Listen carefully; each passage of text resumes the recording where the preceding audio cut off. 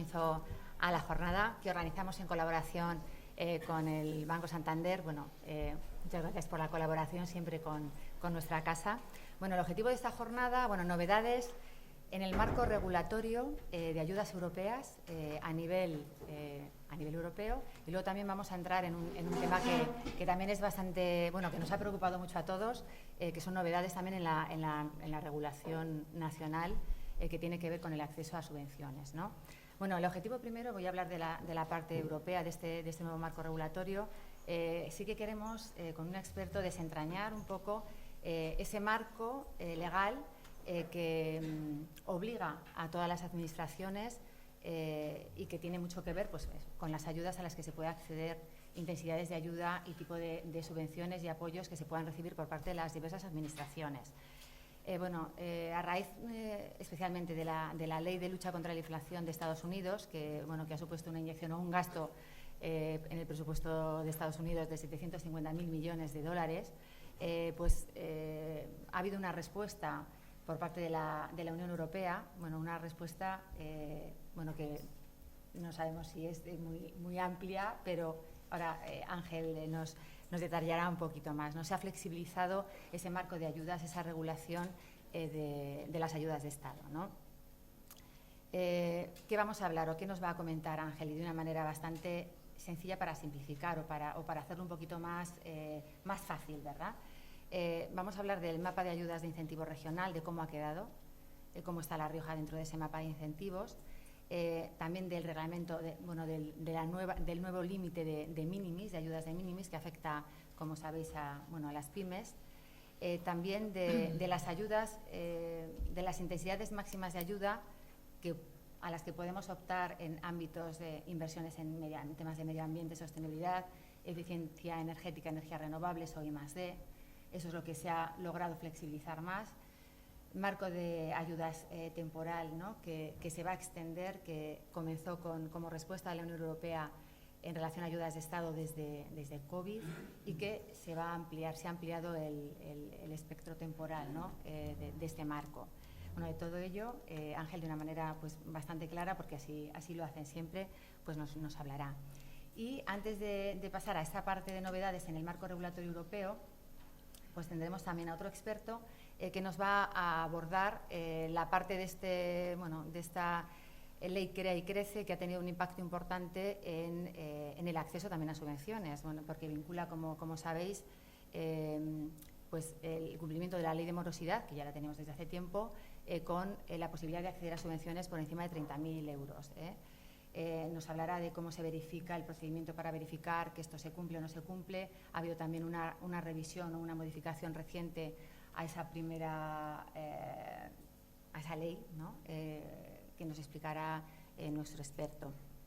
Contamos en la parte europea con Ángel Echeverría, gestor de innovación en Salval Innovation. Es una empresa con la que colaboramos habitualmente desde la FER, desde su oficina de proyectos europeos o de fondos europeos.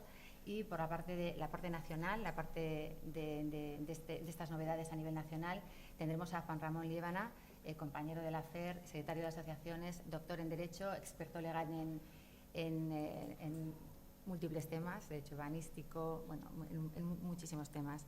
Y agradecer al Banco Santander de nuevo su colaboración siempre. Tenemos a Beatriz León, responsable de zona del Banco Santander, que nos dirige también unas palabras. Gracias. Oye, pues muchas gracias, Seila.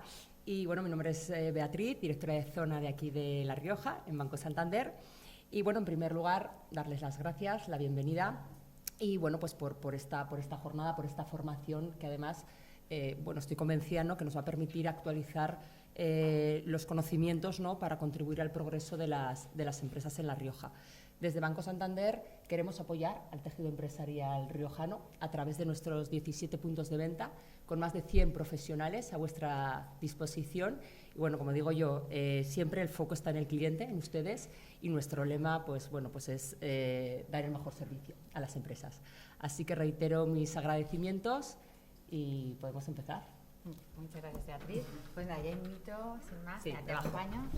Invito a Juan Ramón Líbana. Gracias, Beatriz. Te acompaño bien la mesa, Juanra. Tienes la presentación. Sí, siéntate aquí.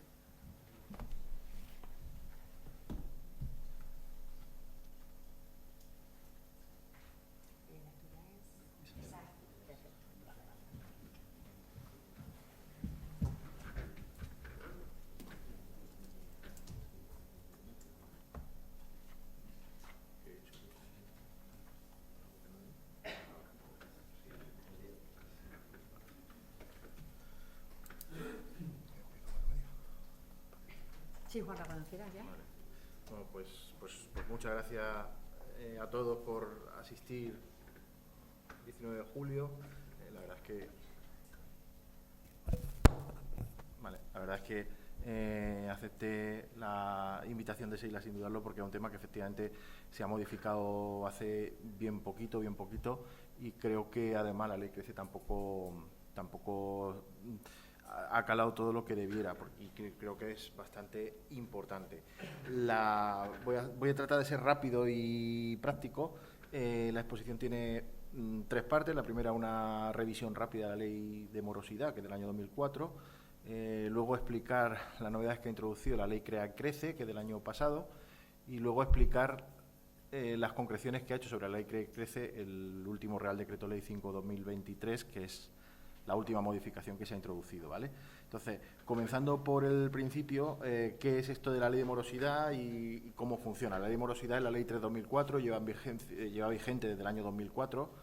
Lo que pasa es que, como veremos ahora, pues no tiene régimen sancionador, y como no tiene régimen sancionador, pues no, con carácter general no ha dado excesivos problemas. Es una ley que, por tanto, lleva ya, pues que yo soy de letras, pero lleva ya muchos años funcionando, pero sí es verdad que se ha modificado, ha habido varias modificaciones con diversas leyes en 2013, en 2014 y la última en 2022. Siempre el nombre de las leyes es medida de apoyo al emprendedor y crecimiento, me da igual que sea crecimiento empresarial, crecimiento de los trabajadores, etcétera, y siempre se ha modificado en ese sentido. ¿Cuál es la finalidad de la ley? La finalidad de la ley es muy simple, es combatir la morosidad, como previniendo abuso en la fijación del plazo de pago, sin más. Claro, el problema es que, como no tiene régimen sancionador, pues el cumplimiento ha sido laxo, vamos a decir laxo, ¿no? Ámbito de aplicación. El ámbito de aplicación es para todas las empresas en operaciones comerciales privadas, también para relaciones de las empresas con la administración pública y también para relación de los contratistas con los subcontratistas en tema de contratación pública. Por lo tanto, no se aplica ni a las relaciones con consumidores, tampoco se aplica todo el tema de pago de cheques, pagaré y demás, letras de cambio, etcétera, de la ley de cambiaria. Tampoco se aplica a las indemnizaciones por seguro y tampoco se aplica a las deudas concursales, a las deudas de las empresas en situación de concurso, las crisis empresariales que decíamos hace un minuto. Con lo cual, el ámbito de aplicación en este sentido está muy claro.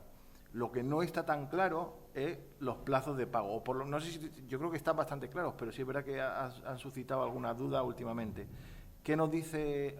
¿Cuáles son los plazos de pago? Y esto es muy importante para luego hablar del tema de las subvenciones, porque lo que hace la Ley General de Subvenciones dice las empresas tienen que pagar en el plazo que marca la Ley de Morosidad. ¿Y cuáles son estos plazos de pago? Están previstos en el artículo 4 de la Ley de Morosidad.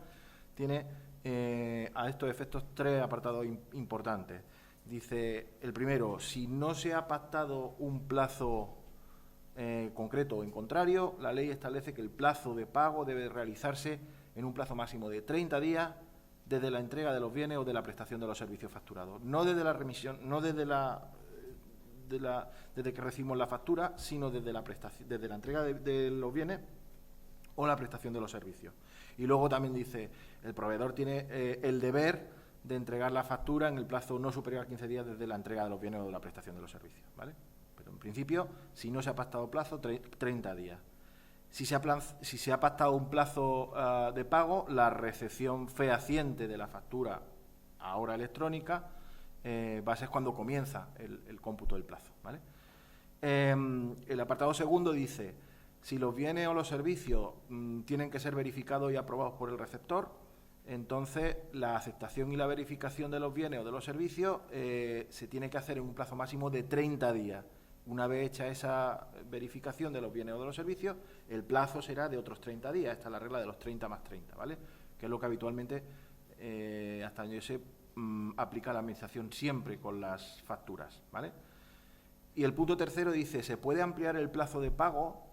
Bueno, voy a leer porque esto ha suscitado alguna duda. Dice, Los plazos de pago indicados en los apartados anteriores, el plazo de 30 días en el caso de que no esté previsto el plazo de pago y el plazo del 30 más 30, los dos pueden ser ampliados mediante pacto entre las partes sin que en ningún caso se pueda acordar un plazo superior a 60 días naturales, ¿vale?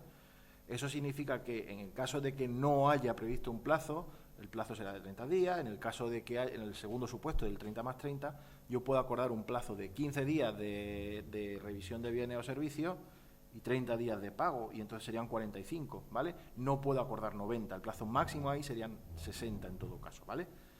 Esa es la normativa general.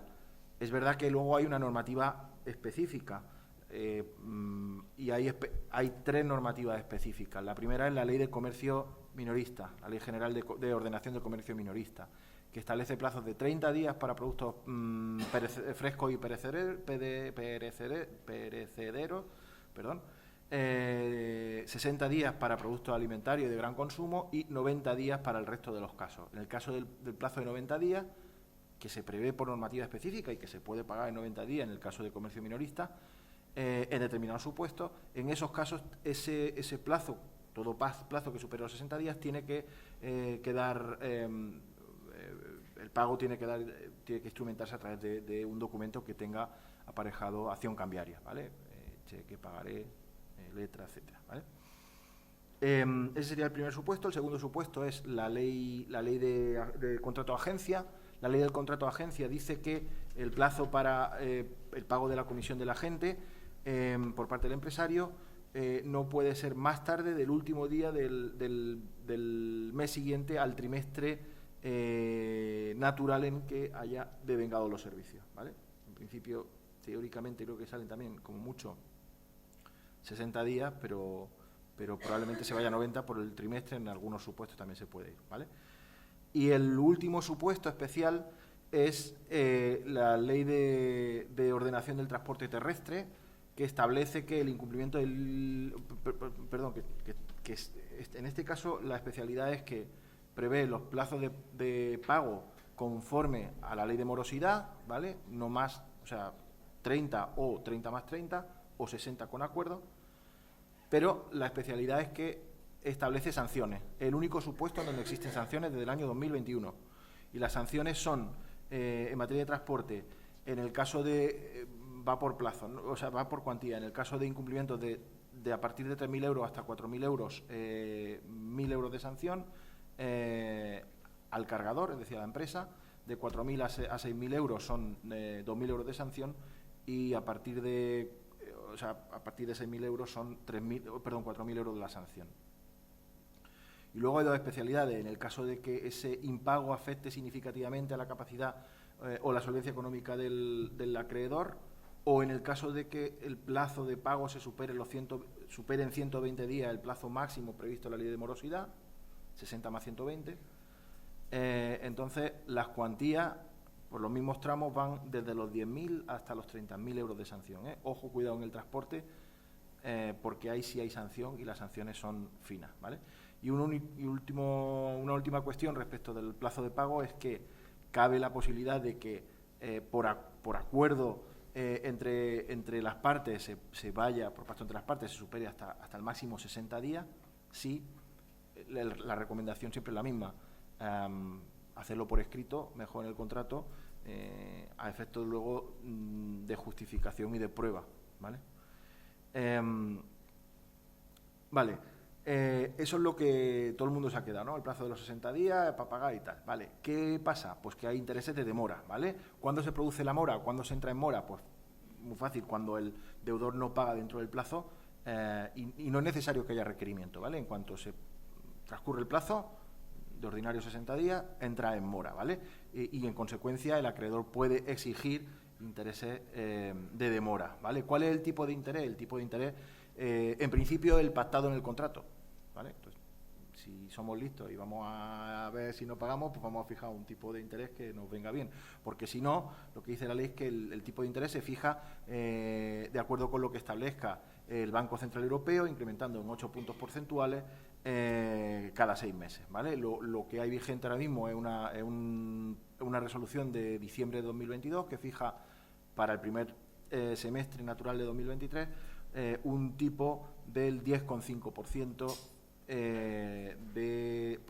para los casos de incumplimiento de la ley de morosidad, ¿vale? Con 10,5 es un número. Y luego, aparte de eso, están los gastos de gestión de cobro, que es verdad que en general la gente no le hace mucho caso, pero ahí está, ¿vale? Y es que además del interés de demora, el acreedor puede cobrar gastos de cobro, aquellos que pueda acreditar documentalmente, o, en su defecto, un mínimo de 40 euros por cada factura, ¿vale? Y por cada factura lo ha dicho el Tribunal Supremo, ¿vale? Lo ha dicho en el año 2021. Con lo cual, lo que dice es que la cantidad fija de 40 euros por gasto de cobro de factura cuando el deudor incurra en mora debe pagarse por cada una de las facturas que se encuentren en mora, ¿vale? Con lo cual, si son muchas, eso sube y, hombre, no es lo mismo que el 10,5 de intereses, pero es importante tenerlo en cuenta también, ¿vale? Cláusula abusiva. Es verdad que lo que dice la ley es que se consideran nulas las cláusulas que son abusivas, evidentemente. ¿Y cuáles son abusivas? Pues son abusivas aquellas cláusulas que son, o aquellos pactos que se desvíen de las prácticas comerciales habituales en cada uno de los sectores comerciales, o aquellos pactos que sirvan para dar liquidez al deudor en perjuicio del acreedor, y especialmente si son impuestas en contra de la subcontrata, o que pasa mucho, por ejemplo, en la contratación pública. O el último supuesto, claro, es en los pactos que eviten los intereses de mora o la gestión del cobro, ¿vale? Además son abusivas por ley cuando superen el 70%, cuando se establezca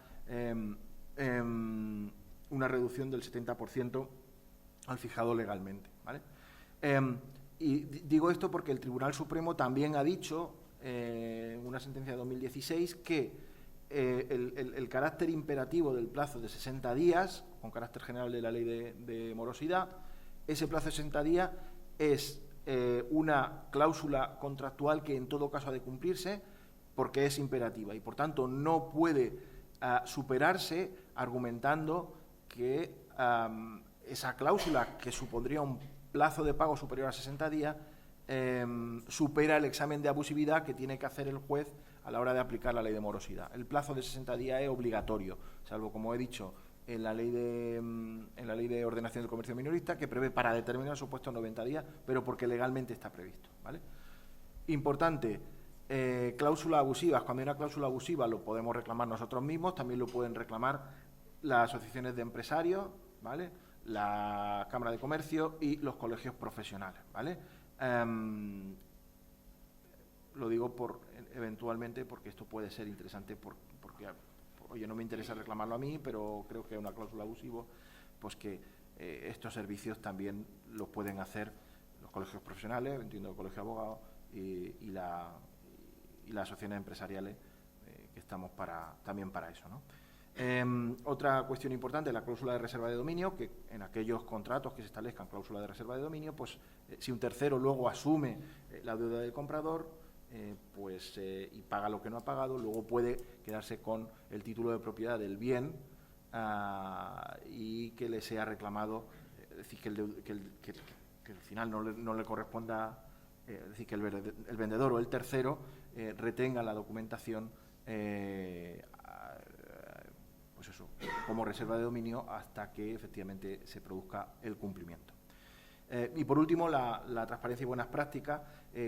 La ley de morosidad establece la obligación de establecer códigos de buenas prácticas comerciales, ¿vale? Que esto, bueno, pues esto sirven para poco, pero también, y por eso quería comentarlos, también se establece o también prevé la promoción de sistemas de resolución extrajudicial de conflictos y, en concreto, mediación y arbitraje, ¿vale? Ahí tenéis los tribunales o las juntas arbitrales de consumo que se meten en muchas cuestiones. Es verdad que no entre empresas, pero sí con consumidores.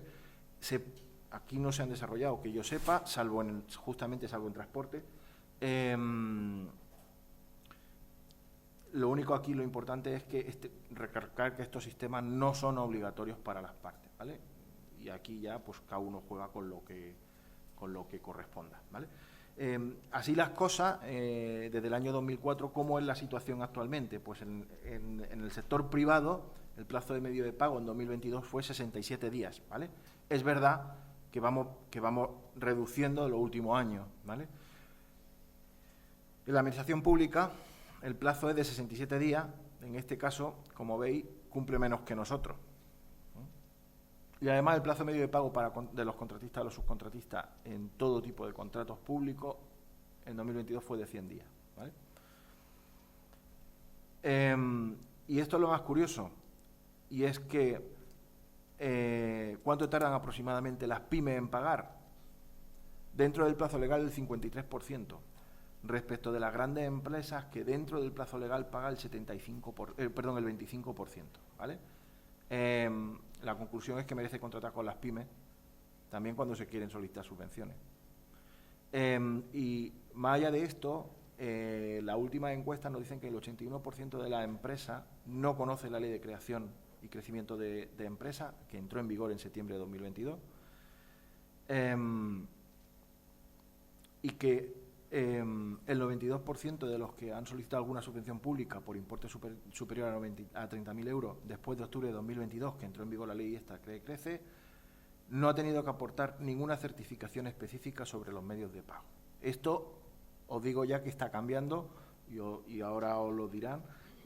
Todos los auditores están como locos con este tema, con lo cual hay que ver cómo funciona la ley Crea y Crece, porque el Real Decreto del 2023 aclaraciones al respecto. ¿Y qué hace la ley de Crea y Crece? Bueno, una ley que entró en vigor el 19 de octubre del año pasado y que establece medidas para contar con información fiable sobre los plazos de pago y establece incentivos para cumplimiento de los plazos en operaciones comerciales. Los incentivos, como sabéis, normalmente suelen ser, en vez de zanahorias, palos, pero bueno. Básicamente, en materia de morosidad, establece cuatro cuestiones. La primera, el tema de la factura electrónica. Establece la obligación de que toda empresa y todo profesional tenga que emitir, remitir y recibir factura electrónica en sus relaciones comerciales, ¿vale? Entre empresarios, ¿vale? Y además el destinatario y el emisor de facturas electrónicas tienen que proporcionar información sobre su estado de la factura, ¿vale? Además, durante el plazo de 4 años se establece la obligación de que los destinatarios de la factura entre empresas puedan solicitar copia de la factura sin cargo, sin coste adicional, ¿vale? O sea, gratuitamente. Lo que sí que establece también es que el receptor de la factura no te puede obligar a ti como empresa a que le emitas la factura en ninguna plataforma concreta, ningún programa específico, ¿vale? Tú la puedes emitir en el programa específico que quieras, ¿vale? Y en caso de incumplimiento de la factura electrónica, lo que prevé la norma es que son sanciones por parte de la Secretaría de Estado de Digitalización e Inteligencia Artificial, sanciones que van desde apercibimiento hasta multa con cuantías de 10.000 euros, ¿vale? Y yo entiendo que si es la Secretaría de Estado del Ministerio de Innovación y Tecnología y no sé qué, entiendo que a la PYME, salvo que el cumplimiento sea absolutamente reiterado, tenga 50 sanciones, o sea, 50 denuncias, etcétera, entiendo que no va a ir la Secretaría de Estado a todas las empresas, pero que va a haber sanciones por este tema eventualmente, seguro, ¿vale?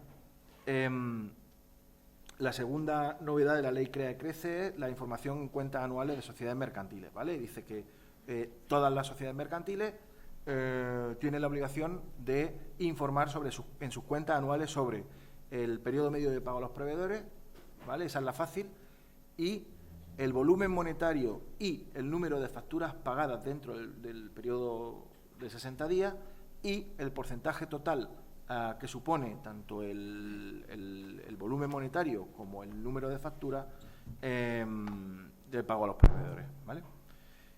Y además, en el caso de las sociedades cotizadas, tienen que publicarlo en la web institucional, ¿vale? Eso sin más, ¿vale?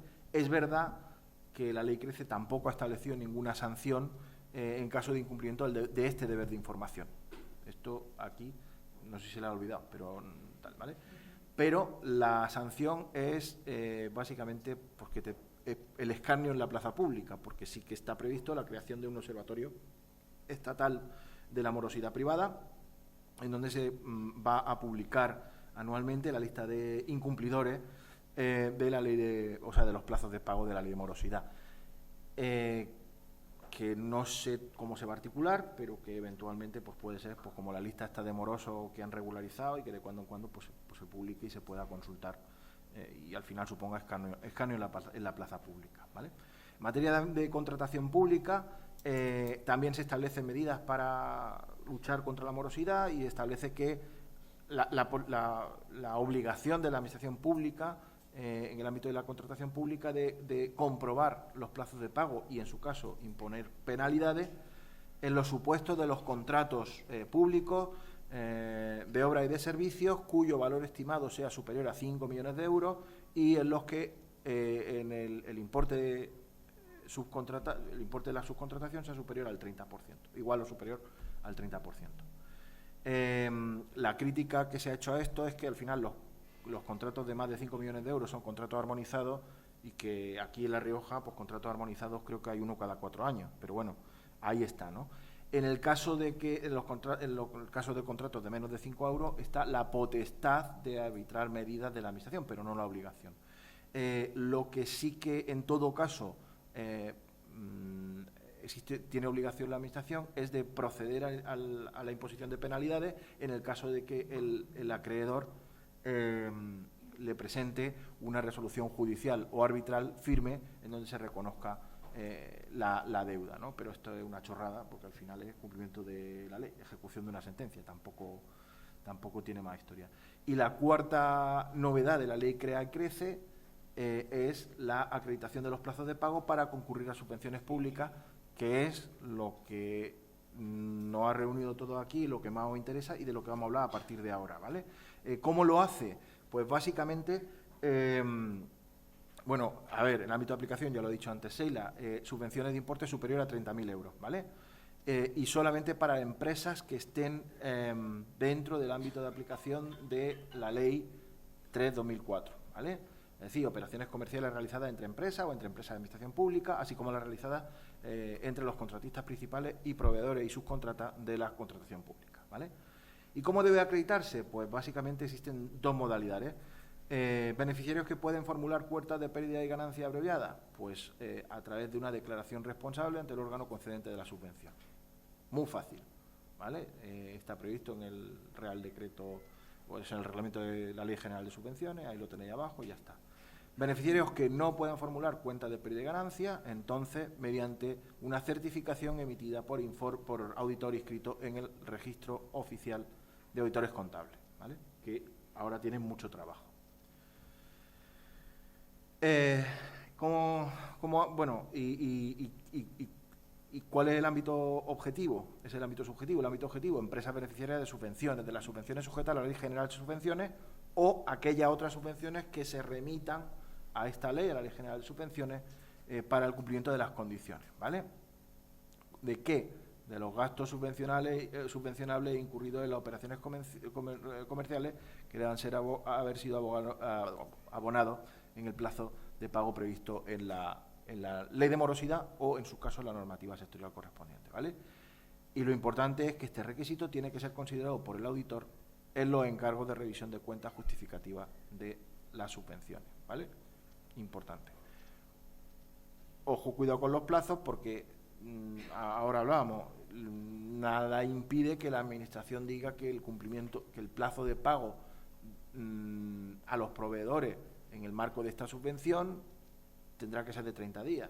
En principio no va a ser lo más normal, pero nada lo impide. Y la subvención, el marco genérico de la subvención es ley entre las partes si cogen la subvención. Lo digo luego a efectos de no tener problemas con la justificación, ¿vale? Entonces, esto es lo que ha hecho la ley Crea y Crece, ¿vale? Es decir, en el caso de que la empresa tenga que hacer cuenta de pérdida de ganancia o pueda hacer cuenta de pérdida de ganancia abreviada, pues entonces tiene que presentar declaración responsable firmada y cumplir en plazo, claro, que no lo he dicho, cumplir en plazo, importante, el pago. Y en el caso de que no, bueno, pues en el caso de que no, pues una certificación de auditor, ¿vale? Como esto generaba problemas, el gobierno, que es bueno y piensa en todo, ha publicado el Real Decreto Ley 5/2023. No he puesto el título completo porque entonces ya me echabais de aquí de la conferencia, porque es tal que así. Pero lo que regula este tema, sí.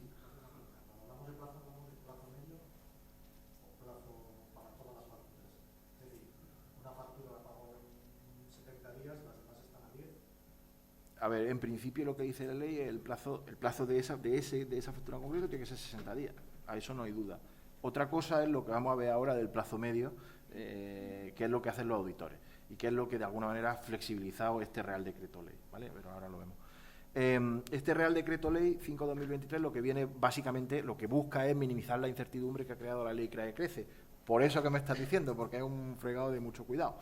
Y clarificar la manera en que la Administración va a exigir el la acreditación del cumplimiento, del requisito de cumplimiento de los plazos de pago de la ley de morosidad.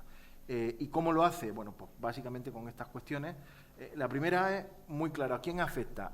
Y lo dice claramente, afecta a las personas físicas y jurídicas distintas de las entidades de derecho público,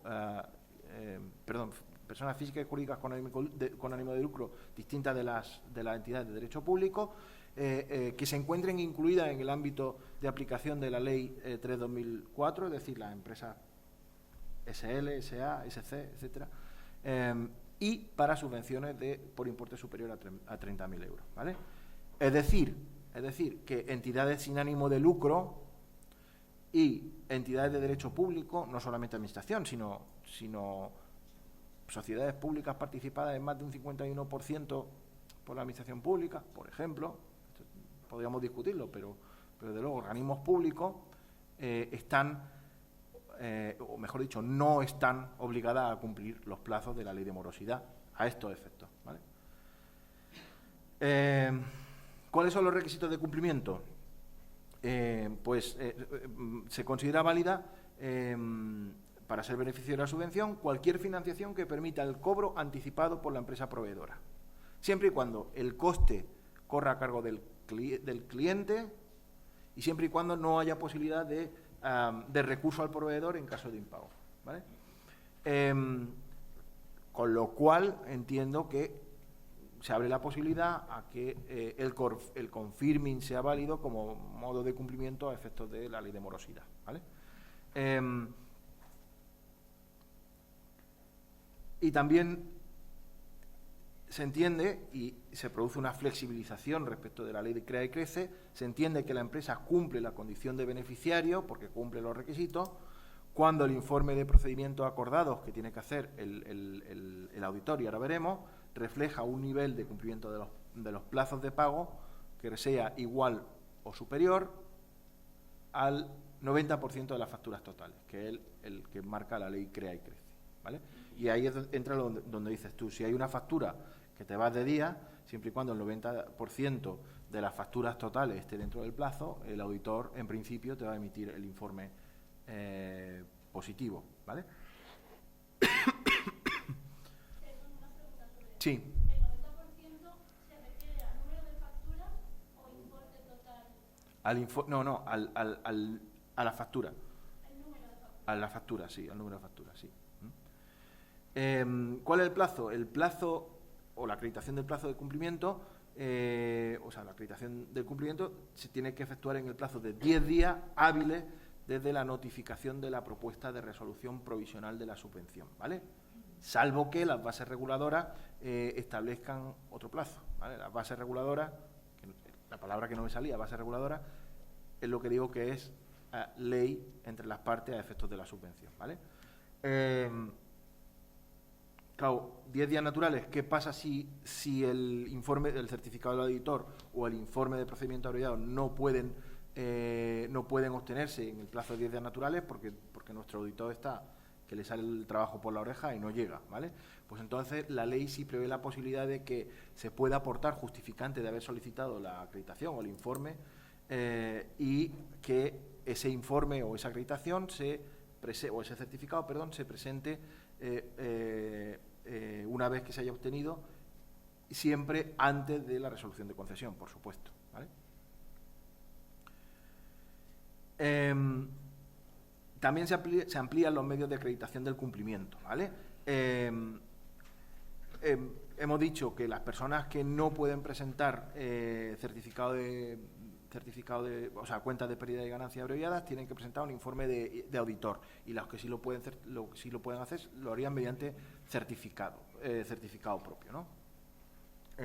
Bien, en el caso de las personas, en ambos casos se abre la posibilidad de que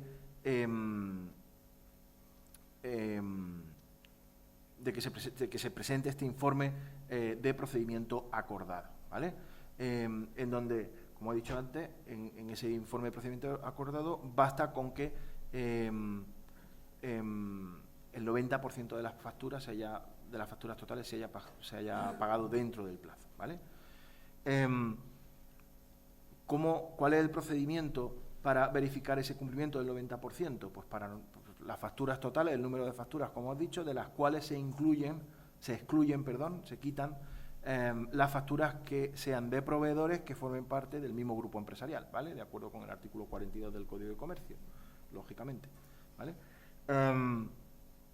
El cumplimiento tiene que producirse en una fecha de corte que se toma la fecha de referencia que diga el auditor, consensuadamente con la empresa, claro, y que como máximo tiene que tener la vigencia de un mes, tiene que ser de un mes anterior a la fecha de emisión del informe, ¿vale? Desde la fecha de corte hasta que se emita el informe no puede ser más de un mes, ¿vale?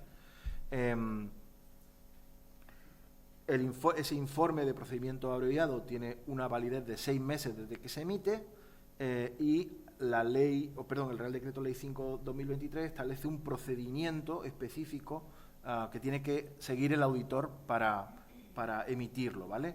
Que como entiendo que os interesa mucho, lo voy a leer para no saltarme nada, ¿vale?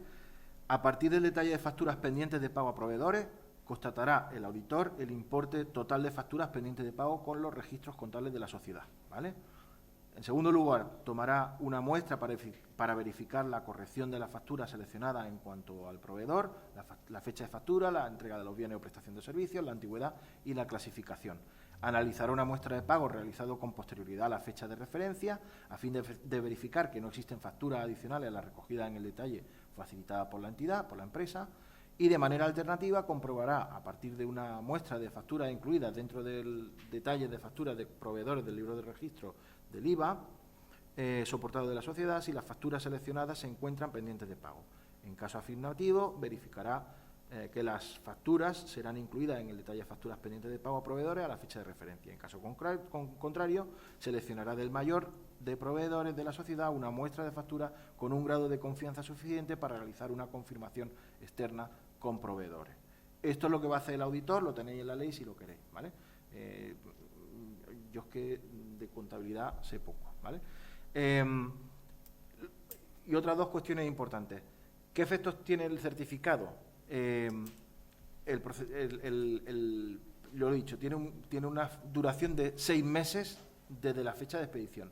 Importante que ni los certificados propios ni tampoco el informe de procedimiento abreviado suponen u originan ni derechos ni expectativos de derecho a favor de los solicitantes de las subvenciones, ¿vale? Es evidentemente una cosa absolutamente accesoria, de justificación, ¿vale?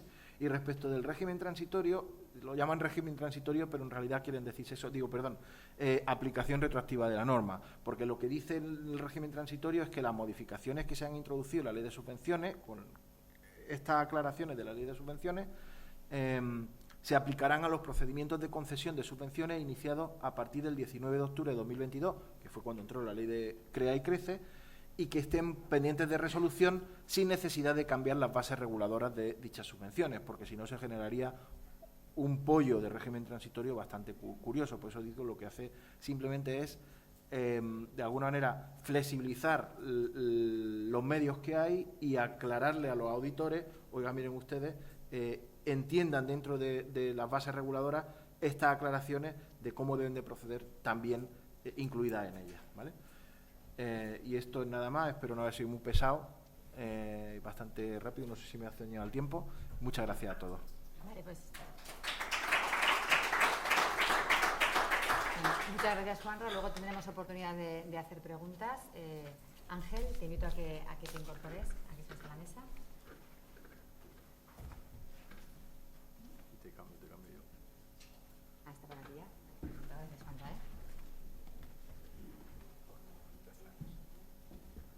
Bueno, gracias, Juanra.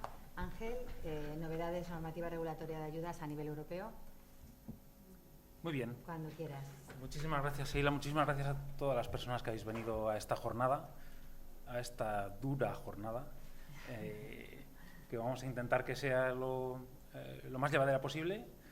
Gracias a Juan Ramón porque nos ha expuesto claramente una ley que tiene muchísimas dudas y de la cual yo sí que os puedo contar anécdotas de su cumplimiento, de las obligaciones que se están generando y que están generando a las empresas, ¿no? Lo primero es una ley de obligado cumplimiento. Como decía Juan Ramón, no establece en principio un régimen sancionador, pero es que es un pasa no pasa. Es decir, si no cumples no puedes pedir ayudas. Es así de radical. No, es que yo tengo... No, ¿cumples o no cumples? No cumples, no puedes pedir ayudas. Entonces es un tema importante, ¿no? Por tanto, gracias, porque nosotros tenemos un equipo especializado en cómo se está aplicando esto por parte de la Administración Pública. También deciros que hay convocatorias de ayudas que, per se, establecen criterios de pago a veces que no son muy comprensibles. O sea, los proyectos acabarán el día 30 de junio y todas las facturas deberán estar pagadas para el día 30 de junio. Si me han emitido una factura el 30 de junio, ¿la puedo pagar el día 2? No, tiene que estar pagada el 30 de junio. Evidentemente que voy a cumplir con la ley de morosidad, pero están establecidos ese tipo de criterios, ¿no? Entonces, yo esto os lo quiero contar un poco desde octubre de 2020 estamos contando aquí cosas, buenas prácticas o experiencias adquiridas en base a todo este mare magnum de ayudas que estamos teniendo desde la aparición de los fondos Next Generation, ¿no? Bueno, yo me voy a poner las gafas porque a partir de una determinada edad las gafas suelen ser una herramienta necesaria, ¿no? Venga, vamos a empezar un poco con la parte que a mí me toca, ¿vale?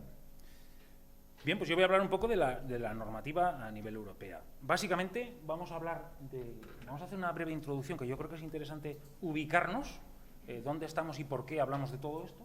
Vamos a hablar unos apartados del reglamento de exención de categorías y por último vamos a hablar del nuevo marco temporal de crisis y transición, ¿no? ¿Todo esto de dónde parte? Pues parte que nosotros en España, a la hora de tener ayudas regionales y nacionales, no podemos marcar el marco de ayudas que a nosotros nos gusta. O sea, la Administración regional y nacional viene determinada, todas las ayudas que la Administración regional y nacional publica, viene determinada por un marco europeo. Eso es lo primero que tenemos que saber, ¿no? Tradicionalmente nosotros teníamos esos fondos, fondos FEDER, que en el periodo 2021-2027 eran más de 1.000 y pico millones de euros, ¿no? Que eso es lo que teníamos tradicionalmente. Pero, como os digo, ¿no? Los fondos FEDER del periodo 21-27. Pero resulta que tuvimos una pandemia que ya se nos está olvidando. Ayer estaba paseando con mis padres y ya no sabíamos si era en el 19, en el 20 o en el 21, ¿eh? Esto se nos está olvidando ya, estamos empezando a perder esa ubicación y yo vengo de Pamplona y hace unos pocos días hemos tenido Sanfermines y los Sanfermines ya son como eran antes, o sea, nadie se acuerda ya ni de todo esto. Hoy venían en la prensa regional que está subiendo los casos de COVID, porque el COVID sigue ahí. Entonces, gracias al COVID, o debido al COVID, salieron los famosos Fondo de Recuperación, Transformación y Resiliencia, los famosos fondos Next Generation, del cual hemos hablado muchas veces aquí, ¿verdad? Sí, hemos hablado y discutido muchas veces. Esos fondos, pues, se han materializado o se están materializando vía al plan que España presentó en la Comisión Europea. Ese plan fue aprobado y ese plan tiene una serie de aportaciones por parte de la Comisión Europea y tiene una serie de exigencias a los diferentes países que están recibiendo esas aportaciones. Si no cumples con lo que dijiste que ibas a hacer, no te vamos a adelantar el dinero para poder ejecutar esos planes, ¿no? Bueno, pues en ello estamos. Los famosos 760.000 millones de que a España le corresponden 140.000, si recordáis. De esos 140.000, 65.000 eran en formas de subvenciones y 75.000 en forma de préstamos. ¿Cómo vamos a llegar al cumplimiento de esos fondos? De eso hoy no vamos a hablar, entre otras cosas porque hay mucha literatura por ahí que ya está diciendo de cómo se están cumpliendo o no el alcance de estos fondos, ¿no? De todos modos, hemos hablado ya largo y tendido de esos fondos. Y seguiremos hablando. Y seguiremos hablando. Yo creo que por bastante más tiempo del que creemos, ¿no? Y Ojalá. más hechos que tenemos, ¿no? Pues resulta que ha habido una invasión en Ucrania por parte de Rusia. Esa invasión ha supuesto que se hayan generado unas nuevas necesidades. Y esas nuevas necesidades han hecho que desde la Comisión Europea se aporten también 210.000 millones de euros añadidos a los fondos que teníamos previamente y a los fondos de recuperación, transformación y resiliencia. Y pues aparecen nuevos programas y convocatorias. Quiero recordar que dentro de los planes de recuperación, transformación y resiliencia se hacían incidencia en 4 líneas, de las cuales 2 son súper importantes. Uno que es la transición ecológica y otro que tiene que ver con la digitalización. Esos son los 2 puntos más importantes. ¿Por qué quiero recordar esto? Porque dentro de lo que son las ayudas y las nuevas convocatorias que han aportado más dinero a los fondos, se hace hincapié principalmente en todo lo que tiene que ver con la transición ecológica. Y además, el tema de la invasión de Ucrania por parte de Rusia nos ha supuesto verdaderos quebraderos de cabeza desde el punto de vista energético. Con lo cual, la mayor parte de las convocatorias de ayudas, de nuevas ayudas, van orientadas a esa transición ecológica en la cual estamos metidos, ¿no? Y por último, como bien decía Sheila anteriormente, pues en Estados Unidos hacen cosas que parece que no, pero nos afectan a nosotros, ¿no? Entonces, aparece una nueva ley. Esa nueva ley, en marzo de 2003, a nosotros nos supone un problema y, por tanto, está trabajando la Unión Europea en ver cómo darle cobertura a eso para poder podernos equiparar. Todo este marco es el que define los cambios que posteriormente ha habido. Yo creo que es súper importante, de lo más importante que vamos a hacer hoy es entender este marco. ¿Por qué? Allá por octubre del 2020, cuando se presentó o cuando se empezó a trabajar con el Plan de Recuperación, Transformación y Resiliencia, desde todos los ministerios, desde todas las administraciones se decía, se van a admitir los proyectos. ¿Recuerdas que tuvimos algún jaleo, algún pequeño enfrentamiento, no vas a decirle bronca, vas a decir enfrentamiento, incluso con ministerios, porque ellos decían, se van a poder financiar proyectos empezados desde ya, desde que comenzó la crisis, desde que comenzó la pandemia? Y nosotros decíamos, es imposible porque el marco regulatorio no nos deja. ¿Cómo que el marco regulatorio no nos deja? Pero si se está diciendo esto, no.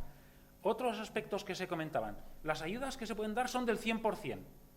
¿Cómo del 100%? Existe una normativa que no te permite superar determinados porcentajes de ayuda, ¿no? Entonces ahí tuvimos nuestro ajuste hasta que al final nos hemos dado cuenta de la realidad, y es que la administración pública en todo caso debe cumplir la ley europea que le es de aplicación. Y pensábamos todos, y hablo en primera persona del plural, que podríamos saltarnos esa normativa, lo cual es imposible. De ahí cuando a diario nos llaman por teléfono empresas diciendo, y para esto me darán el 100% de subvención.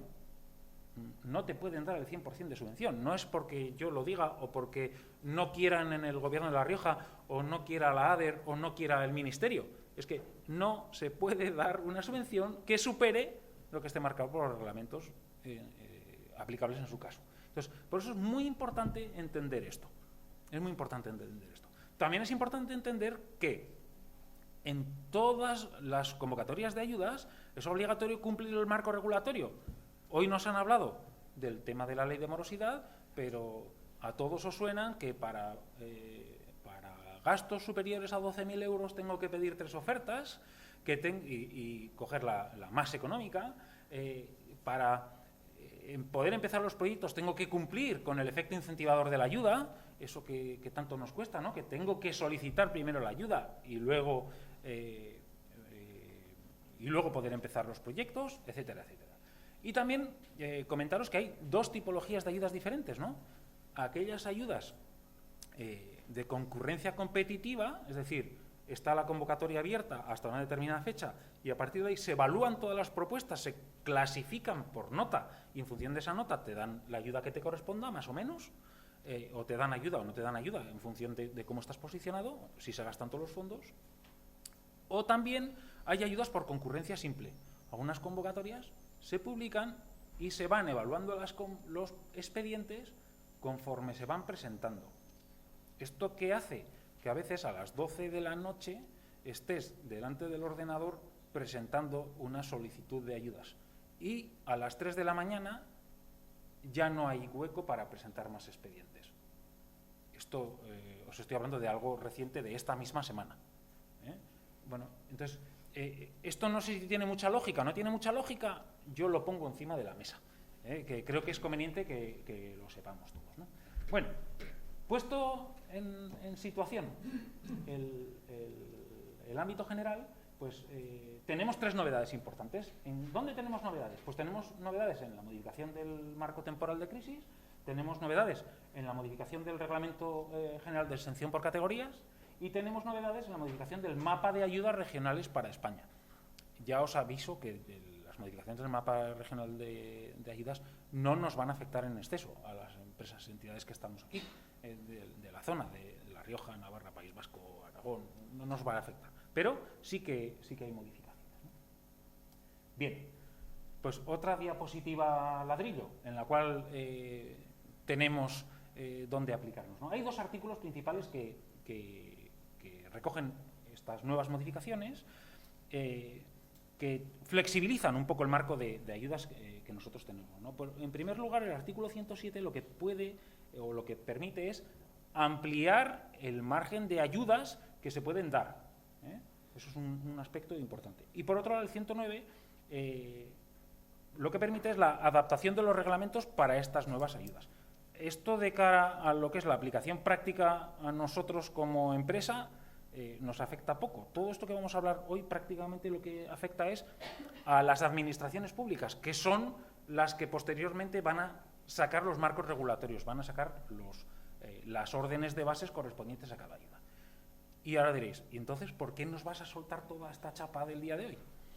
Bueno, pues hay un aspecto también importante que yo creo que muchas empresas no somos conscientes de la importancia que tiene, y es que, aunque las empresas no nos concedieran una subvención, nos concedieran una ayuda del tipo que sea, los responsables del cumplimiento de la reglamentación somos las empresas, aun cuando la administración pública cometa un error a la hora de darnos la ayuda.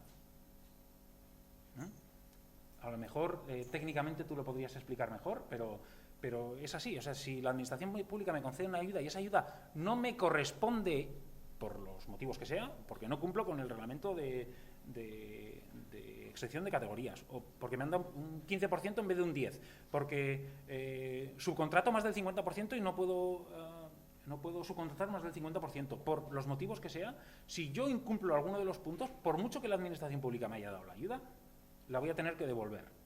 Ángel, ¿puedo hacer un inciso? Sí. A ver, esto pasó con las vacaciones fiscales vascas, que se ganaron. Sí, señora. Se ganaron en no sé en qué año, y en principio se tuvieron que devolver por las empresas vascas que recibieron esos apoyos. Luego se llegarían...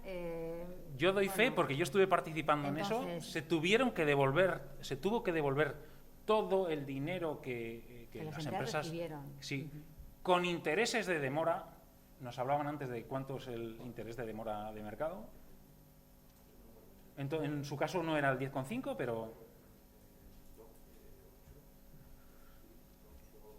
Sí, por ahí andaba, pero era menos del 5, estoy seguro, pero se tuvo que devolver todo ese dinero y muchas empresas lo pasaron realmente mal porque tuvieron que negociar con la administración pública los plazos de devolución de esas ayudas.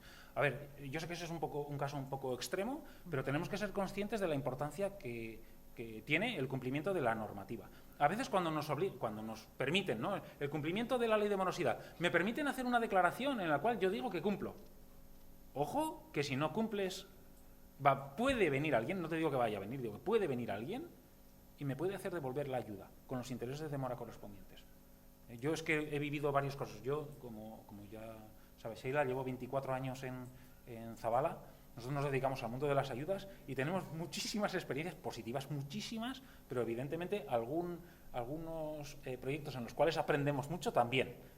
También. Entonces, bueno, yo creo que es importante el que al menos os suenen este tipo de cosas. No, y también, Ángel, por interrumpirte, pero también saber hasta dónde se puede llegar. O sea, es importante que se sepa hasta dónde se puede llegar, pues a una gran empresa, a una mediana empresa, a una pequeña empresa, en el tipo de, si voy a hacer un tipo de inversión determinada, no solo contar con las bases reguladoras o con las futuras convocatorias, sino saber en el máximo caso, o sea, en el mejor caso posible, hasta dónde puedo llegar con una ayuda pública o con una subvención. Luego la presentación yo se la pasaré a Sheila para que os la pueda pasar a vosotros, ¿no? Porque vamos, ya veréis que habrá muchísimas diapositivas con mucha información. En muchos casos aparece un término de incompatibilidades.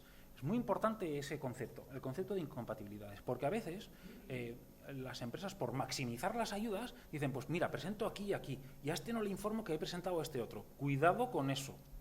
O presento estos gastos aquí y aquí, pero como no se habla con esta administración regional, no se habla con la administración nacional, ojito con eso. Ojo con eso porque es una incompatibilidad, por lo tanto podemos tener un régimen sancionador, que ahí sí que está previsto el régimen sancionador. ¿Vale?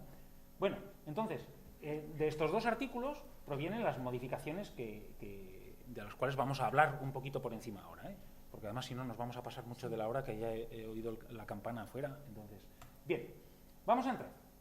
El marco temporal de crisis. Bueno, pues el marco temporal de crisis, la modificación lo que pretende es que sea más sencillo de lo que teníamos hasta ahora.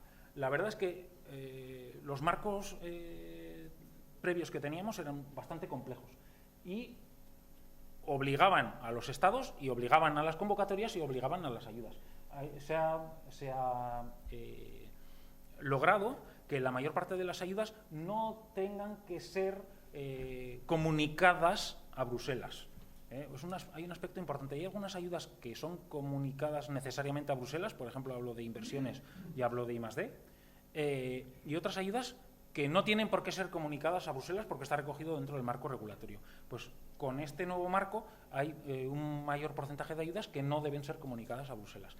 ¿Hace falta que sepáis cuáles son? No. Eso cuando vayáis a solicitar una ayuda, a vosotros ni os va ni os viene. Esto es de aplicación a la administración pública. Pero sí que viene determinado. ¿Qué sucede, por ejemplo? En minimis, las minimis son todas ayudas que no es necesario comunicar a Bruselas, pero me obligan a que 200.000 euros máximos en un periodo de 3 años, ¿no? Pues eso es lo que tengo que saber. Si las convocatorias son de minimis o no son de minimis, para poderlo controlar. Si tenéis a alguien que os lo controle, una consultoría que os controle ese tema, pues ya vais a tener absoluta garantía, y de tal manera que cuando emitáis el certificado, yo tengo todavía hueco en minimis, pues ya está, ya lo vais a saber. Si no, la administración pública cada vez más controla eso. Hay un portal en el cual salen algunas de las ayudas de minimis, no todas, algunas, por lo cual es importante que sepáis vosotros qué ayudas recibís y sabéis cuáles son de minimis y cuáles no.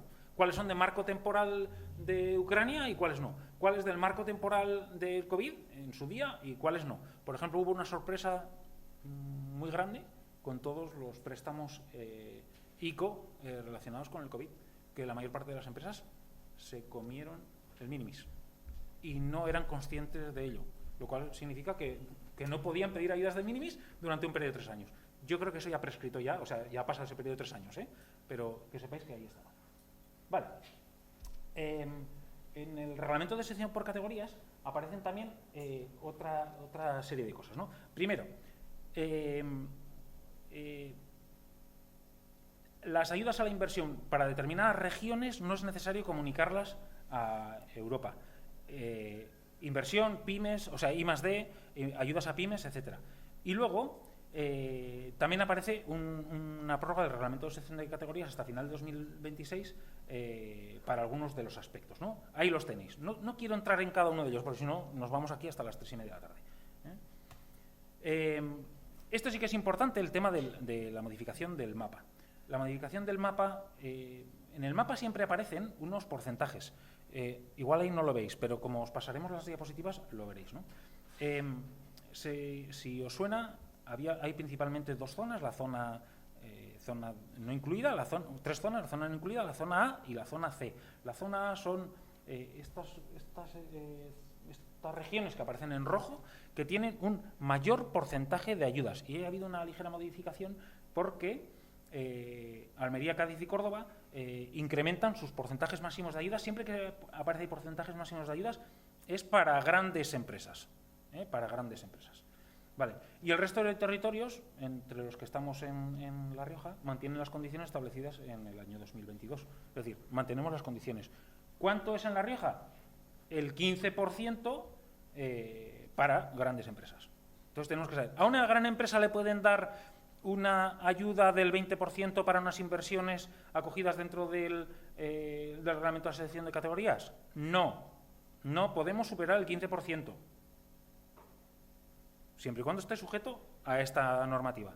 De ahí que la gente, a mí me van a dar un 40%. No, no es posible. No es posible. Esto es como cuando vas a pescar, ¿no? Cuando el pescador siempre cuando vuelve a pescar siempre ha pescado así, de grande, o se le ha escapado así. Pues el que va a conseguir ayudas igual, ¿no? Dice, me van a dar el 40%. No, no, que es que lo máximo que te pueden dar es el 15%. ¿Vale? Seamos conscientes de ello. ¿Nos pueden dar el 40%? Sí, en algunas convocatorias que no están sujetas a este reglamento. ¿Vale? Que ahora entraremos en alguno de ellos. Os he dejado un enlace también para que podáis entrar si queréis en la normativa, aunque yo creo que el concepto del 15 puede ser suficiente. Vale. Debe haber, según el reglamento de inserción de categorías, una mayor transparencia de las ayudas.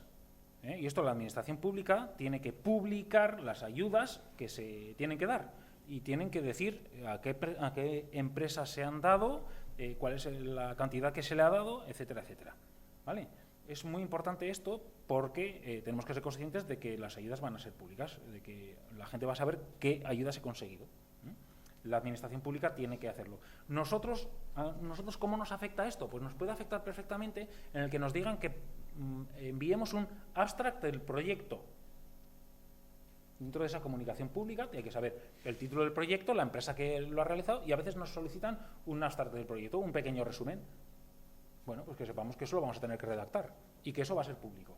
¿Quién lo va a leer? Bueno, igual no lo lee nadie, pero que sepamos que eso va a ser público. Si estamos hablando de proyectos de inversión, me da igual. Yo puedo decir qué máquinas he comprado, ¿no? O qué tecnología he comprado. Si estamos hablando de I+D, igual no me da igual. Igual no quiero dar pistas de cuál es el desarrollo que he alcanzado. Bueno, pues tendré que ser hábil en la redacción de ese resumen. Bien. Más aspectos. No es necesario notificar las ayudas que están por debajo del umbral. Y luego tenemos incrementos importantes de los límites de ayudas en temas de investigación, desarrollo e innovación, en temas de ayudas a la formación y en temas de protección para el medio ambiente. ¿Vale? Eso es importante. Sobre todo en el tema de medio ambiente, como os decía antes, la mayor parte de las ayudas están enfocadas a esto. ¿Vale? Ya hablábamos también de las diferentes zonas, de la zona no incluida. Por ejemplo, veis ahí País Vasco, Navarra, Madrid, Cataluña, o gran parte de Cataluña, no tienen ayudas para la inversión a grandes empresas. Hay algunas zonas, en Navarra hay algunas zonas, en Madrid hay algunas zonas, País Vasco también, pero no tienen ayudas a la inversión a grandes empresas. Entonces, la típica llamada de una empresa de Guipúzcoa, soy una gran empresa, ¿tengo ayudas a la inversión? La respuesta es bien fácil, no. No. Entonces, bueno, hay que saberlo. Estoy en La Rioja, ¿cuánto es el máximo que me pueden dar siendo una gran empresa? 15%. Más que el 15% no me van a poder dar. ¿Vale? Bien. Y luego, en algunos casos, lo que pasaba era que hasta hace poco se podía financiar cualquier tipo de inversión. Ahora no. Ahora, empresas que estén ubicadas en la zona A se le puede financiar cualquier tipo de inversión. Empresas que están ubicadas en la zona C, es decir, La Rioja, no se puede financiar cualquier tipo de inversión. Tienen que ser inversiones que cree una nueva actividad económica, es decir, que haya un cambio de CENAE. Si yo voy a hacer una inversión en una gran empresa y no hay cambio de CENAE, esa inversión no puede ser ayudada. Este es otro aspecto importante. Otro aspecto importante.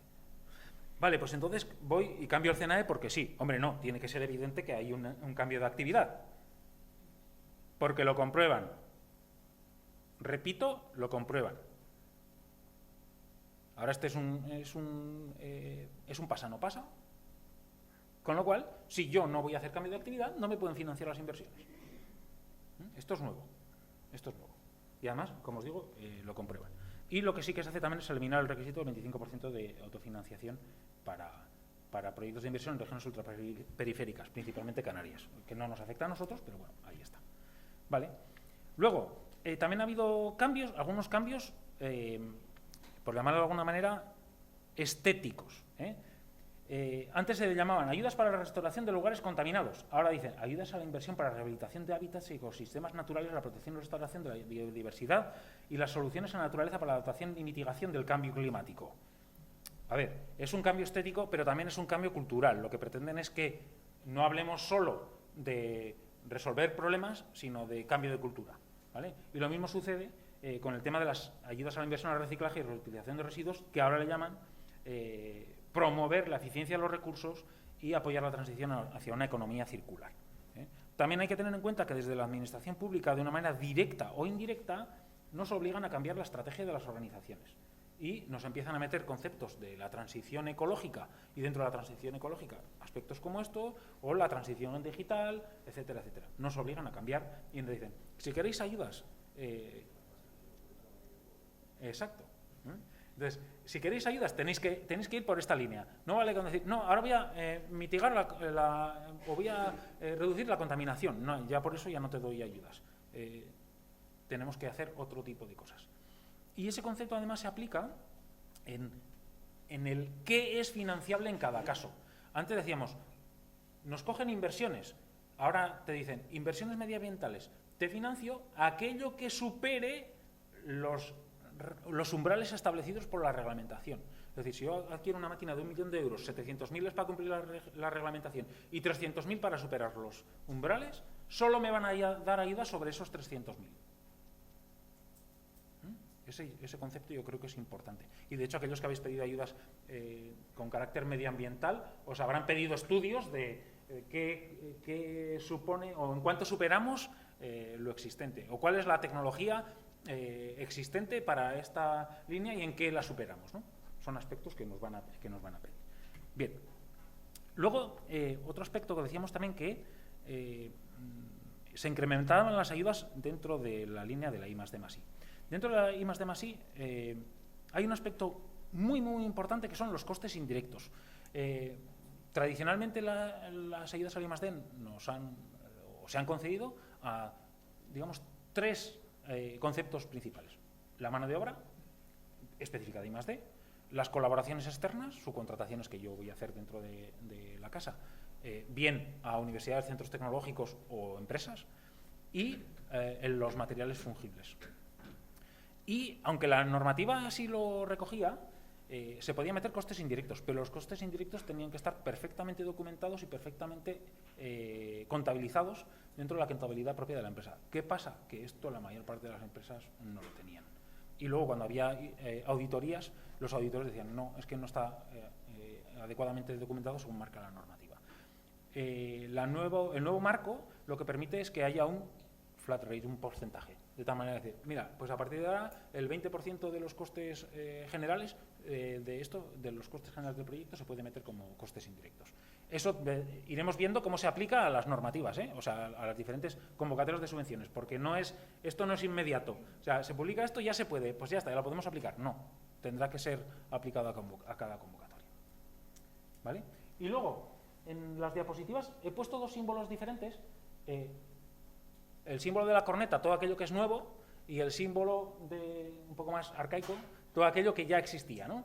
Entonces, aquí he querido poner estos 2 temas, estos 2 puntos que dentro del marco comunitario de I+D se establecen como aspectos nuevos. A las ayudas, a los límites de ayudas siempre se puede tener determinados incrementos, ¿no? Y, por ejemplo, tenemos ahí incrementos del 10% a las medianas empresas. Tú tienes unas ayudas a I+D, las medianas empresas tienen un 10% más y las pequeñas empresas un 20% más. Eso ya existía, pero que sepamos que está ahí, ¿no? Y luego, en algunos casos, si se cumple alguna de las 4 condiciones, nos incrementan un 15% más. ¿Esto qué es? ¿Que me incrementan un 20 y luego además un 15? Sí.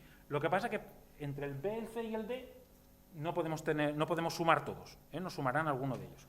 5% aquel proyecto se lleva en una región asistida y 25% aquellos que cumplen el tema de posibilidad de colaboración entre empresas, etcétera. ¿Qué se está potenciando? Los proyectos en colaboración. Nos quieren obligar a que aprendamos a colaborar, que yo creo que es muy interesante aprender a colaborar y saber colaborar. Pues nos obligan ¿cómo? Como decías antes, premiándonos, ¿no? Nos premian dándonos un porcentaje de ayuda mayor. Bueno, pues entonces vamos a aprender a colaborar, ¿no? Entonces son aspectos que tenemos que tener ahí en cuenta. Y luego hay otros aspectos que cambian porque en las definiciones de la I+D+I aparecen nuevos conceptos que hasta ahora no estaban metidos. Por ejemplo, la digitalización. Si recordáis, hay 3 diapositivas, no voy a entrar en ellas, pero investigación. El objetivo de la investigación es llegar a generación de conocimiento. Generación de conocimiento, pues aparece el nuevo término de digitalización, también en materia digital. Desarrollo. El desarrollo acaba en un prototipo o en una línea piloto. Pues también dentro del prototipo o línea piloto aparece el tema de digitalización. Y en la innovación aparece, como os digo también, innovación lo que permite es línea piloto o prototipo más cercano a mercado, pero siempre acabamos ahí. No se puede comercializar los resultados de la I+D+I.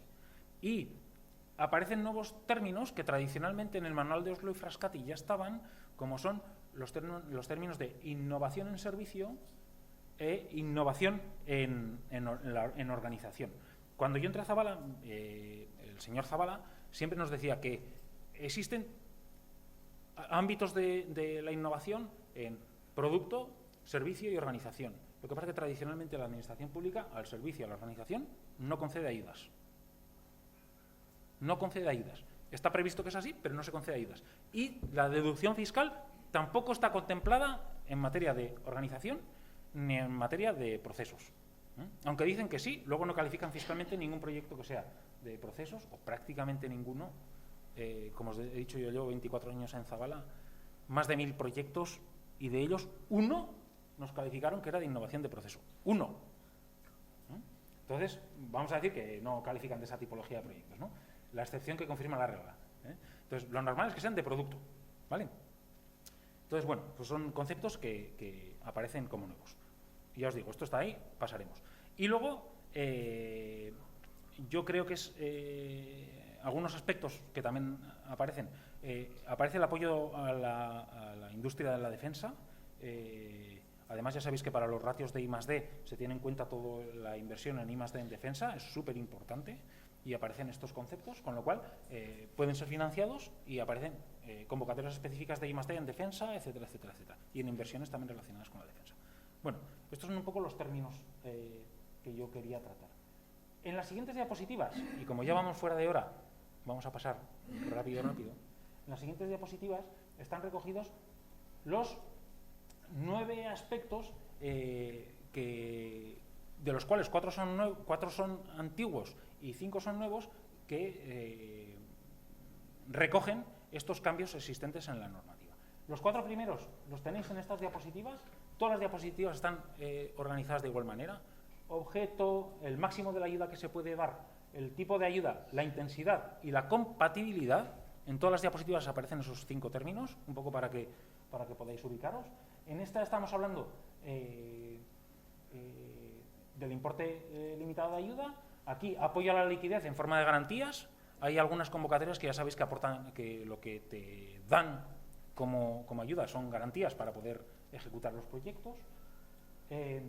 Tenemos también apoyo de liquidez en forma de préstamos bonificados, aparte de las subvenciones, nos pueden dar también préstamos bonificados. Y tenemos ayudas para cubrir los costes adicionales debido a un aumento excepcionalmente importante de precios de gas y electricidad, que algunas comunidades autónomas sacaron.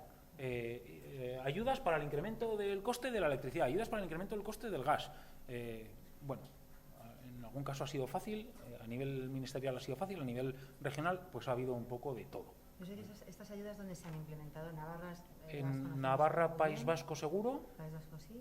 En Aragón también sacaron. En Aragón además era súper fácil de solicitar. Pues Aragón también. Sí, Aragón era muy fácil de solicitar. En Navarra y País Vasco, bueno, Navarra fue un poco desastre porque lo que hicieron fue prorratear el dinero que tenían entre todos los solicitantes, con lo cual, en algunos casos era ridícula la ayuda que concedieron.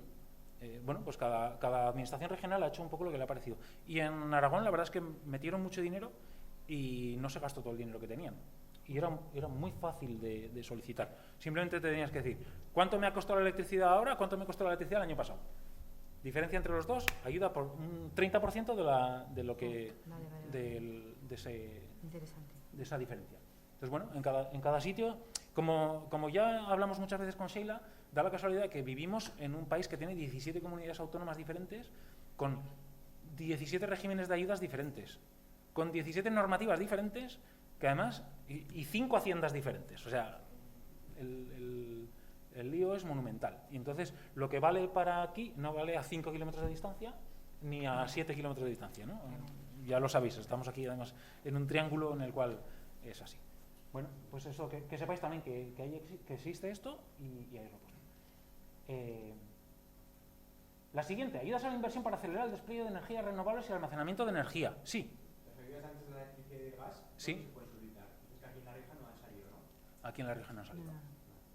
Eso si cada comunidad autónoma decide si saca o no saca, primero si tiene fondos o no tiene fondos, y luego si tiene fondos, si saca o no saca, y los términos en los que la saca. Las ayudas de Navarra, de País Vasco, de Aragón, no os sirven ni como referencia, o sea, no sirven para nada. Cada comunidad autónoma la saca a su manera. Tenemos dos tipos de ayudas. En muchas de las ayudas que hemos tenido desde el punto de vista medioambiental venían, entre comillas, impuestas desde IDAE, desde Madrid. Madrid destinaba unos fondos y en vez de gestionarlos IDAE directamente, se los cedía a las comunidades autónomas para que los sacaran. Entonces, todas las convocatorias de todas las comunidades autónomas eran iguales. Esos son fáciles, ¿por qué? Porque ya veías cómo iba una, en el resto pues van a ser iguales. Hay otros que no, que cada comunidad autónoma saca en función de los recursos que tenía y de la negociación que pudo tener Madrid, etcétera, etcétera, etcétera. Temas que yo ahí no entro, pero que son los que marcan los regímenes de ayudas de cada lugar, ¿no? Como vais a ver, de la quinta a la novena, todas tienen que ver con temas energéticos, ¿ya veis? Acelerar el despliegue de energías renovables y almacenamiento de energía. Pues son estas ayudas. Por ejemplo, ¿qué nos dan aquí? Subvenciones directas o anticipos responsables o préstamos o garantías. Es decir, todo se define en cada caso. Incompatible con la 252. O sea, ¿hay incompatibilidades? Si pedimos aquí no podemos pedir, mejor dicho, si nos dan aquí no nos pueden dar en el otro lado. Si nos dieran las dos, ¿qué tenemos que hacer? Devolver una. No, me quedo esto de aquí y lo otro de allá. No, es que es o esto otro. ¿Vale? Por eso está recogido en cada uno de los aspectos esto. Y en intensidad, hasta el 100% de los costes de inversión cuando la ayuda fija un procedimiento de licitación pública. Vamos, que nos lo van a comprar. Esto, una licitación pública siempre es el 100%. ¿Por qué? Porque yo licito y me pagan lo que hemos dicho. Pues esto, para que veáis, ¿no? O sea, no es que me van a dar una subvención del 100%, no. En el caso de una licitación pública, esto. En el caso de ayudas a la inversión, es decir, subvenciones, máximo del 45%. ¿Vale? Un 20% añadido para pequeñas empresas, un 10% añadido para medianas. ¿Os acordáis que hemos hablado de estos incrementos de porcentajes, ¿no?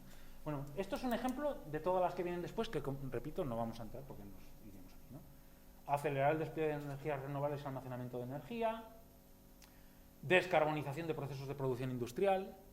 Esto está muy ligado también a todos los temas del DNSH, que ya tuvimos una jornada hace cosa de 2 meses. El DNSH, para los que no suene, es la aplicación del Reglamento de Taxonomía Europeo a todos los procedimientos de ayudas que tengan fondos Next Generation o que tengan fondos FEDER. Hay algunas convocatorias que salen que no tienen ni fondos Next Generation ni fondos FEDER, donde no te piden cumplir con el reglamento de taxonomía, con el DNSH. Pues otro tema a cumplir, que también es súper importante. ¿Vale? Ayudas para reducción adicional del consumo de electricidad, van a publicarse más. A ver si tenemos suerte y son nacionales, pero también, bueno, nacionales ya las hay, pero también puede haber regionales. Y por último, ayudas a la aceleración de inversiones en sectores estratégicos para transición hacia la economía de cero emisiones. Como veis, Los pilares de la digitalización y los pilares de la energía son fundamentales, ¿vale? Y con esto yo doy por concluida la presentación. Como os digo, os pasaremos la presentación para que podáis analizar todos y cada uno de los puntos, ponerme a vuestra entera disposición para cualquier duda, pregunta que podáis tener y sí, tranquilizaros en que no tenéis que conocer absolutamente todos los reglamentos, todas las normas, todas las órdenes, todas las leyes que se van publicando, sino que cada caso concreto, en alguna convocatoria de ayudas en la que podáis entrar, pues habrá que tener en cuenta eso. Como términos generales, tenemos que cumplir la ley de morosidad, sí o sí. Hay que pagar todo a menos de 60 días. Por supuestísimo, las facturas de dentro del proyecto, por supuestísimo. No, es que esta es la excepción que no tengo sin pagar. No, eso no se puede hacer, esa tiene que estar pagada. Ya veremos cómo. Los IPAs se están reclamando incluso a empresas pequeñas, en algunos casos. O sea, que sepáis, se hablaba en principio de empresas grandes, también se está reclamando a empresas pequeñas. Tenemos que cumplir con los minimis, por supuesto, si la convocatoria es de minimis. Tenemos que cumplir con aquellas inversiones superiores a 12.000 euros, tener en cuenta que tenemos que pedir 3 ofertas y coger la más económica, no la más barata, sino la más económica, que no es lo mismo, no es del todo igual. Alguien sonríe por allí atrás, pero no es exactamente lo mismo. Podemos tener en cuenta aspectos como el mantenimiento o como que ya tengo cosas similares en mi casa y por tanto me va a costar más dinero aprender, etcétera, etcétera. Y tenemos que tener en cuenta, hay que justificarlo bien, sí señor, hay que justificarlo bien. No vale cualquier justificación. Esos son aspectos, al igual que sucede con todas las normas, cuando me voy a salir de la norma, ojo que lo tengo que justificar bien. Y no solo eso, me lo tienen que aceptar, porque puede darse el caso que no me lo acepten. Puede ser el caso que no me lo acepten. Y luego, otro aspecto muy importante, vital, el tema del efecto incentivador de la ayuda. Es decir, no puedo empezar un proyecto hasta que no he hecho la solicitud de ayudas. ¿Y qué significa hacer la solicitud, empezar un proyecto?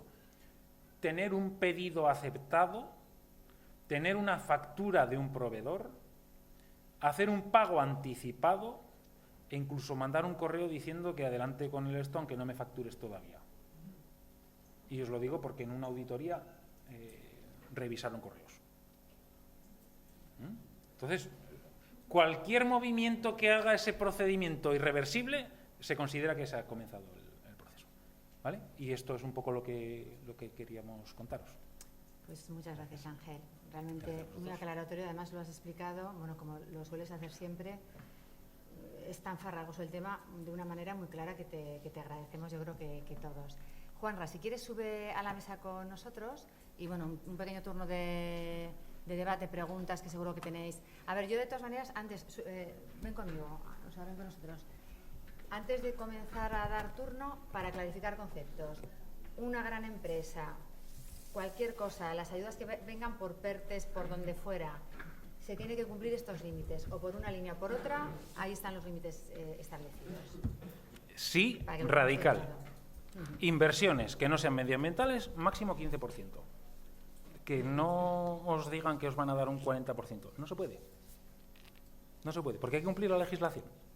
Entonces, como tenemos que cumplir la legislación, hay que cumplir con lo que está establecido por el reglamento de sección de categorías, que depende de la comunidad autónoma, mejor dicho, la provincia en la que estemos, incluso a veces en la localidad en la que estemos, y depende del tamaño de la empresa. El tamaño de la empresa, según recomendación de la Comisión Europea. Es decir, si yo tengo empresas asociadas y vinculadas, tengo que tenerlas en cuenta a la hora de hacer el cálculo del tamaño de empresa. Yo creo que eso ya nos ha tocado a todos y no nos toca de nuevas, pero sigue habiendo dudas con los tamaños de empresa. El tema de si eres pyme o no pyme.